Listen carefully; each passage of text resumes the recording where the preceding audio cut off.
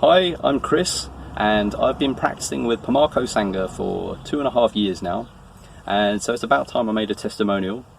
So I wanted to talk a bit about my background on the spiritual path, my Buddhist practice and frustrations before I came across Pamako. I wanted to talk about the Pamako practices and my experiences with them, the doubts that I had, the doubts that I continued to have, and the doubts that I still have. But why I still think this is the path for me, and why I still think this is the path to full liberation, full Buddhahood. I also want to talk a little about Kim Rinpoche, my teacher, and the Sangha, so that you get to know a little bit about what we're about. So my spiritual journey began 10 years ago. With a crisis, with a mental crisis, as a lot of people come across their spiritual journey. And I discovered Buddhism, and that was a real blessing to me. I'd been very much atheist before that, but I discovered the Buddha's teachings and put them into practice and was seeing the benefits straight away. So I diligently practiced the usual sort of shamatha practices, mindfulness of breath and loving kindness, meditations. Eventually I took the teachings a little bit more seriously and joined a Sangha, and even lived in a spiritual community. And so things were going very well for me, and I could quite clearly look back and see the steady progress that I'd made. But then a few crossroads all joined all at once, and the proverbial rug was pulled beneath my feet. I went into a bit of a nosedive into the hell realms, to places that I never thought I would go back to, and I was in complete shock, complete head spin. There was nothing to hold on to, grab to, and I was very disoriented and very scared. And so it really made me look at my practice and evaluate, is the Buddhist path the way to free suffering? And so upon some deep reflection, I decided that it was my practices that weren't doing the job, and so I would give Buddhism the benefit of the doubt. And so I went on a real exploration of how to solve this issue, and eventually came to the conclusion. I went on a solitary retreat and had a hell of a time, but I came to the conclusion at the end of the retreat that awakening was the only way to end this suffering. And after that I discovered Pamako practices and the two-part formula, and the actual practice made complete sense. I might have not understood the whole reading boomies from a photo thing, but I'd never come across an insight practice that looked directly into the subject self. Other insight practices that I come across looked at the object self, thoughts, feelings, emotions, these types of things.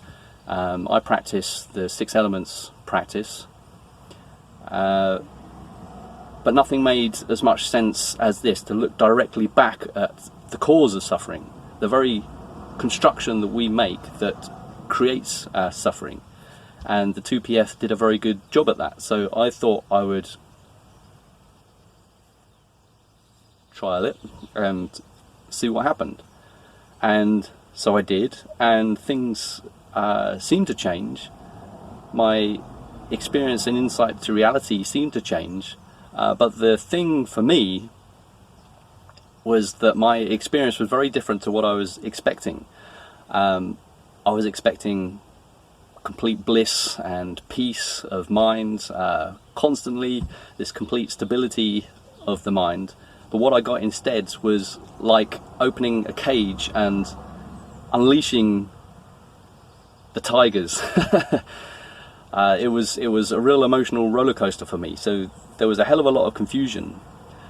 But this was the thing before coming across Pamako, is that I'd never heard anyone talk about these things. I'd assumed that after awakening, stream entry was you would just lie in a rowing boat and go with the stream until you reach enlightenment. But the truth is that it's not like that, and it's just not spoken of very much in other sanghas. It is, but seemingly quite rarely. And so luckily I had a sangha around me to help and to discuss things with. Very open sangha. We talk about anything and everything that's on our minds to do with the practice. We bring up our doubts, even really strong doubts, our criticisms, and all of these things are met with openness. And this, for me, is very rare to meet in the spiritual world. People can get very close-minded. So the first year, I would say, was actually very difficult, and lots of repressed emotions came up, and it was a whole whirlwind of trying to sort of sift through what is this reality and insight that I've had, but what are all these emotions doing, and to discover that actually the path can be quite difficult sometimes, that we can go through dark nights, that we go through blissful periods, we go through periods of euphoria, but to strip all away these experiences and feelings that we have, these sort of strange goings on that we have in our meditation experience and all of this, and look directly into reality and what we are experiencing. And this is the whole path that the Buddha laid out. He said, try my practices and see for yourself whether they work.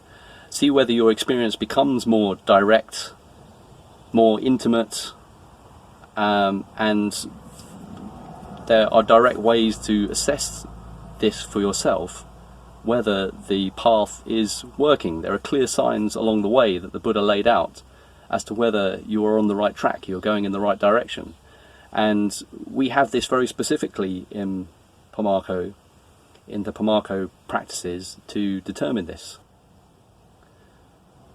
So my life now is, I see through a very different lens. I see a completely different reality to what I did before awakening. I see quite a different reality to those few months after awakening, as I begin to see through all the grossest emotions and difficulties, and things settle and become a lot clearer. But the difficulties that you go through end up being much more subtle, and the practice then becomes about seeing through the subtler and subtler stuff. But what I have noticed in my own experience is the stability of my mind. I haven't noticed so much huge amounts of bliss and this type of things, although that is part of my experience. The most encouraging thing to me is just the stability of my experience. Emotions coming and going, even sort of quite dramatic ones, occasionally still sometimes, but I'm not entangled in them like I was. I don't get taken away with them. I can continue to observe them whilst they happen, and so the control is a lot lighter. The restraint in dealing with yourself is a lot lighter, and you can let things flow much more freely than you used to before. But the frustrating thing about my journey is that I joined it just before lockdown, so it was actually quite fortunate that I had met Lama Karl and I'd met James. But then we had 2 years without being able to see anyone. So I'm on this path with this new Sangha and not being able to meet anyone at all. So that was very frustrating, and you don't really get a feel, or it's very hard to get a true feel of people and someone, i.e. Kim Rinpoche. You really want to know their heart essence, and you don't get to really know them until you've been face to face with them. But fortunately for me, I got the chance to meet Kim Rinpoche and some of the Sangha in Helsinki in Finland back in November last year, and this year I went on another retreat which we did in Birmingham, and I got to hang out with some of the Sangha and Kim Rinpoche for a few days on both occasions, and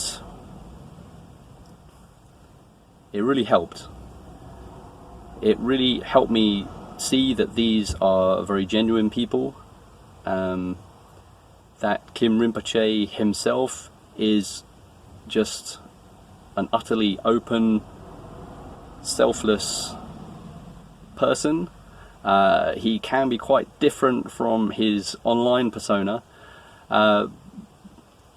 and for me it was a very good thing just to be around him for a few days and just to witness how simply being around him, my mind would continue to calm and calm until the point where I'm walking around and it feels like I'm in a Pure Land. But then I go back home and I meet with my day-to-day existence, and these sort of memories fade, and again I'm questioning, is this all real? It's all quite extraordinary, even outrageous stuff, but ultimately it seems to be working. And there are 9 other Sangha members, people whose journeys I've followed. I've seen the thick and the thin of stuff they've been through, and I've chatted to them about their dark nights, and they've finished the path and they seem to be over all of that. And so I would encourage you to explore for yourself. There's obviously a lot of teachings out there. You want to sort of sift through and work out which ones might be most beneficial.